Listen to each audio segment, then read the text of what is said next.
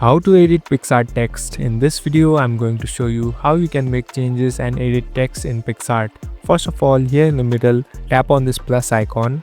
Now you can create or open any of your older projects. Here I'm opening a project. So this is the text that has been inputted. Tap on it. Now here you can make changes by fonts first. So there are a lot of fonts available. Swipe right to find out the different type of font that is available. So you can select any one that you like. Next is this color. So you can even add color to the text. And there are different options like stroke, spacing, opacity, blend, styles, perspective, shadow, bend, format and font size.